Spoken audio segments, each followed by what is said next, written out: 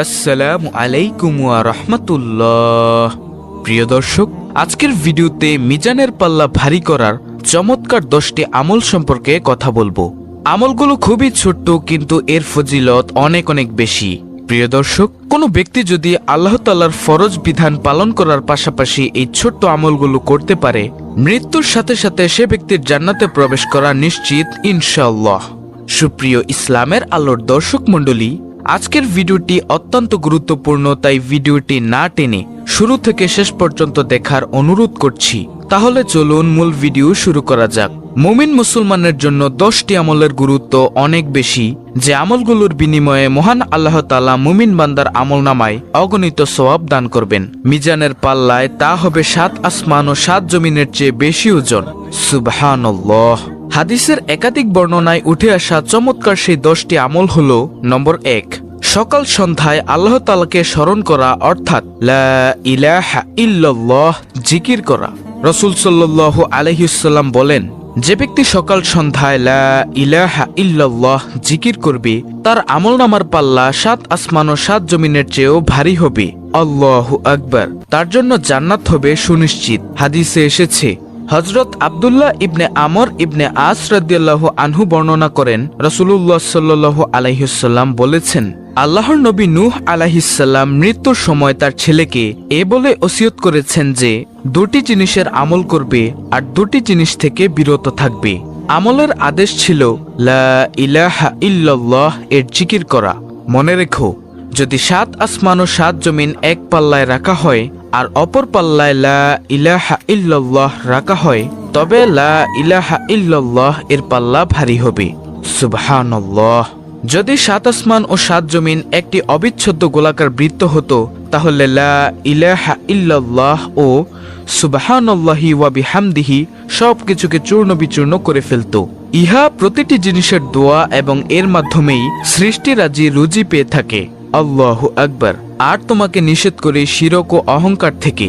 হাদিসটি এসেছে মুসনাদ আহমদ, বুখারী শরীফ, আদাবুল মুফরাদ। হযরত আনাস রাদিয়াল্লাহু আনহু বর্ণনা করেন, রাসূলুল্লাহ সাল্লাল্লাহু আলাইহি ওয়াসাল্লাম বলেছেন, কিয়ামতের দিন আল্লাহ তাআলা বলবেন, হে মুহাম্মদ সাল্লাল্লাহু আলাইহি ওয়াসাল্লাম, সৃষ্টির মধ্য থেকে আপনার উম্মতের এমন ব্যক্তিকে জান্নাতে প্রবেশ করান, যে ব্যক্তি একদিন হলেও ইখলাসের সঙ্গে এ সাক্ষ্য দিয়েছে যে লা ইলাহা ইল্লাল্লাহ, আল্লাহ ছাড়া কোনো ইলাহ নেই, এবং সে এর উপর মৃত্যুবরণ করেছে।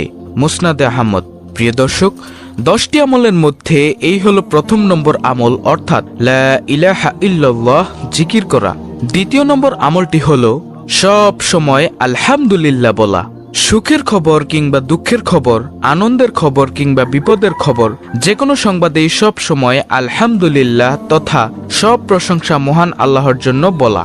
আর তাতে বান্দার আমলের পাল্লা 7 আসমান ও 7 জমিন থেকেও বেশি ভারী হবে ইনশাআল্লাহ, আর তা হবে জান্নাত লাভের মাধ্যম। সুবহানাল্লাহ। হাদিসে এসেছে, হযরত জাবের ইবনে আব্দুল্লাহ রাদিয়াল্লাহু আনহু বর্ণনা করেন, রাসূলুল্লাহ সাল্লাল্লাহু আলাইহি ওয়াসাল্লাম বলেছেন, সর্বোত্তম জিকির হচ্ছে লা ইলাহা ইল্লাল্লাহ এবং সর্বোত্তম দোয়া হলো আলহামদুলিল্লাহ। হাদিসটি এসেছে তিরমিজি, ইবনে মাজাহ, নাসাই, ইবনে হিব্বান। রাসূলুল্লাহ সাল্লাল্লাহু আলাইহি ওয়াসাল্লামের কাছে এক বেদুইন এসে বললেন, হে আল্লাহর রাসূল সাল্লাল্লাহু আলাইহি ওয়াসাল্লাম, আমাকে কোনো একটি ভালো কাজ শিখিয়ে দিন। রাসূলুল্লাহ সাল্লাল্লাহু আলাইহি ওয়াসাল্লাম তখন তার হাত ধরে এই শব্দগুলো শিখিয়ে দিলেন, আর সেই শব্দগুলো হলো সুবহানাল্লাহ, আলহামদুলিল্লাহ, লা ইলাহা ইল্লাল্লাহ, আল্লাহু আকবার। লোকটির হাত ধরে প্রিয় নবী সাল্লাল্লাহু আলাইহি ওয়াসাল্লাম বললেন, এই শব্দগুলো বেশি বেশি পড়বে।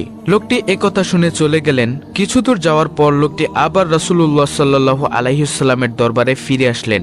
রাসূলুল্লাহ সাল্লাল্লাহু আলাইহি ওয়াসাল্লাম তখন মুচকি হেসে বললেন, লোকটি কি যেন চিন্তা করছে। ফিরে এসে লোকটি প্রিয় নবী সাল্লাল্লাহু আলাইহি ওয়াসাল্লামকে বললেন, সুবহানাল্লাহ, আলহামদুলিল্লাহ, লা ইলাহা ইল্লাল্লাহ, আল্লাহু আকবার। আপনি যে বাক্যগুলো আমাকে শিখালেন, এই বাক্যগুলো তো আল্লাহর জন্য, কিন্তু আমার জন্য কি? এগুলো বললে আমি কি পাবো? প্রিয় নবী সাল্লাল্লাহু আলাইহি ওয়াসাল্লাম উত্তরে বললেন, তুমি যখন বলবে সুবহানাল্লাহ, আলহামদুলিল্লাহ, লা ইলাহা ইল্লাল্লাহ, আল্লাহু আকবার, তখন প্রতিটি শব্দের উত্তরে আল্লাহ তাআলা বলবেন, তুমি সত্য বলেছ। তারপর জিকিরকারী আল্লাহর কাছে নিজের যেসব চাহিদা তুলে ধরবে আল্লাহ তাআলা তাই কবুল করে নিবেন। সুবহানাল্লাহ। যেমন বান্দা যখন বলবে আল্লাহুম্মা গফিরলি, হে আল্লাহ আমাকে মাফ করে দিন, তখন আল্লাহ তাআলা বলবেন তোমাকে মাফ করে দিলাম। বান্দা যখন বলবে আল্লাহুম্মা রহামনি, হে আল্লাহ আপনি আমাকে রহম করুন, তখন আল্লাহ তাআলা বলবেন ইতিমধ্যে তোমার প্রতি রহম করেছি। বান্দা যখন বলবে আল্লাহুম্মা রযুকনি, হে আল্লাহ আপনি আমাকে রিজিক দান করুন, আল্লাহ বলবেন তোমাকে ইতিমধ্যে রিজিক দান করেছি। বাইহাকি। 10টি আমলের মধ্যে এই গেল দ্বিতীয় নম্বর আমল, অর্থাৎ সব সময় আলহামদুলিল্লাহ বলা। তৃতীয় নম্বর আমলটি হল সুবহানাল্লাহি ওয়া বিহামদিহি সুবহানাল্লাহিল আজিম এর জিকির করা। হাদিসের বিখ্যাত গ্রন্থ বুখারীর শেষ হাদিসে এই জিকির সন্নিবেশিত করা হয়েছে। এই জিকিরের বর্ণনা হাদিসে পাকে এভাবে তুলে ধরা হয়েছে যে হযরত আবু হুরায়রা রাদিয়াল্লাহু আনহু বর্ণনা করেন রাসূলুল্লাহ সাল্লাল্লাহু আলাইহি ওয়াসাল্লাম বলেছেন, দুটি কালেমার বাণী রয়েছে যেগুলো দয়াময় আল্লাহর কাছে অতি প্রিয়, উচ্চারণে খুবই সহজ আর আমলের পাল্লায় অত্যন্ত ভারী। বাণী দুটি হচ্ছে সুবহানাল্লাহি ওয়া বিহামদিহি সুবহানাল্লাহিল আজিম। অর্থাৎ আমরা আল্লাহ তাআলার প্রশংসা সহ তার পবিত্রতা ঘোষণা করছি। মহান আল্লাহ তাআলা অতি পবিত্র। বুখারী শরীফ। চতুর্থ নম্বর আমল হলো সৎ চরিত্রবান হওয়া। প্রিয় নবী সাল্লাল্লাহু আলাইহি ওয়াসাল্লামের যে গুণ বর্ণনায় কোরআনুল কারিমে আল্লাহ তাআলা আয়াত নাজিল করেছেন তা হলো সৎ চরিত্রবান বা মহান চরিত্র, যে চরিত্রে থাকবে না কোনো গুনাহের চিন্তা। প্রিয় নবী সাল্লাল্লাহু আলাইহি ওয়াসাল্লামকে লক্ষ্য করে মহান আল্লাহ তাআলা ঘোষণা দেন, আর নিশ্চয়ই আপনি মহান চরিত্রের অধিকারী। কিয়ামতের ময়দানে এই উত্তম চরিত্রের লোকদের আমলনামা হবে 7 আসমান ও 7 জমিনের চেয়ে ভারী। সুবহানাল্লাহ। প্রিয় দর্শক, এই সচ্চরিত্রের সংক্ষিপ্ত পরিচয় হলো হালাল গ্রহণ করা, হারাম বর্জন করা, আর নিজ পরিবারের স্ত্রী, সন্তান, বাবা মা ও ভাই বোনের সঙ্গে উত্তম উদার ব্যবহার করা। 10টি আমলের মধ্যে এই গেল চতুর্থ নম্বর আমল। পঞ্চম নম্বর আমলটি হলো নাবালক সন্তানের মৃত্যুতে ধৈর্য ধারণ করা। অল্প বয়সে মৃত্যুবরণকারী সব শিশুই তার মা বাবা ও আত্মীয় স্বজনের জন্য হবে নাজাতের উসিলা, পরকালে আরাম লাভের অনুষঙ্গ এবং সুপারিশকারী, আর দুনিয়াতেও হবে সুখ ও সম্পদের অধিকারী। এ কারণে নাবালক সন্তানের মৃত্যুতে দোয়া করতে বলেছেন বিশ্বনবী সাল্লাল্লাহু আলাইহি ওয়াসাল্লাম। 6 নম্বর আমলটি হলো অন্যের জন্য দোয়া করা। নিজের জন্য দোয়া করার পর যারা মুমিন মুসলমান নারী পুরুষের জন্য এভাবে দোয়া করে আল্লাহুম্মা গফির লিল মুমিনিনা ওয়াল মুমিনাত। কোরআনুল কারিমে আল্লাহ তাআলা প্রিয় নবী সাল্লাল্লাহু আলাইহি ওয়াসাল্লামকেও মুমিন মুসলমানের জন্য দোয়া করতে এভাবে নির্দেশ দিয়েছেন, আস্তাগফিরুল্লি জামবিকা লিল মুমিনিনা ওয়াল মুমিনাত। হে রাসূল, আপনি ক্ষমা প্রার্থনা করুন আপনার নিজের জন্য এবং মুমিন পুরুষ ও নারীদের জন্য। সূরা মুহাম্মদ আয়াত নম্বর 19।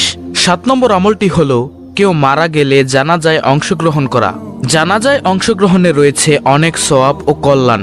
হাদিসের বর্ণনায় উঠে এসেছে, হযরত আবু হুরায়রা রাদিয়াল্লাহু আনহু বর্ণনা করেন, নিশ্চয়ই রাসূলুল্লাহ সাল্লাল্লাহু আলাইহি ওয়াসাল্লাম বলেছেন, যে ব্যক্তি কোনো মৃত মুসলিম ব্যক্তির জানাজায় ঈমানের সঙ্গে সওয়াবের আশায় শরীক হয় এবং জানাজা ও দাফন পর্যন্ত থাকে, ওই ব্যক্তি 2 কেরাত নেকি পাবে। সুবহানাল্লাহ। আর প্রতি কেরাত হচ্ছে উহুদ পাহাড়ের সমান। আর যে জানাজা পড়ে দাফনের আগে ফিরে যাবে সে 1 কেরাত নেকি নিয়ে বাড়ি ফিরবে। বুখারী শরীফ, মুসলিম শরীফ। 8 নম্বর আমলটি হচ্ছে দান সদকা করা। দান সদকা করা একটি খেজুর কিংবা একটি খেজুরের গাছ হলেও হাদিসে এসেছে রাসূলুল্লাহ সাল্লাল্লাহু আলাইহি ওয়াসাল্লাম বলেছেন, খেজুরের একটি অংশ দান করে হলেও তোমরা জাহান্নামের আগুন থেকে বেঁচে থাকার চেষ্টা করো। বুখারী ও মুসলিম শরীফ। প্রিয় দর্শক, 10টি আমলের মধ্যে 8 নম্বরে হলো দান সদকা করা।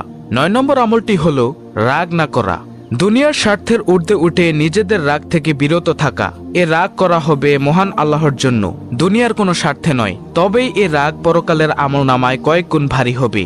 হাদিসে এসেছে, হযরত আবু হুরায়রা রাদিয়াল্লাহু আনহু বর্ণনা করেন, এক ব্যক্তি রাসূলুল্লাহ সাল্লাল্লাহু আলাইহি ওয়াসাল্লামকে বলল, আমাকে কিছু উপদেশ দিন।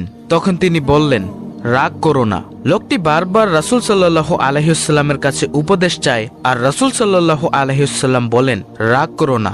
বুখারী শরীফ।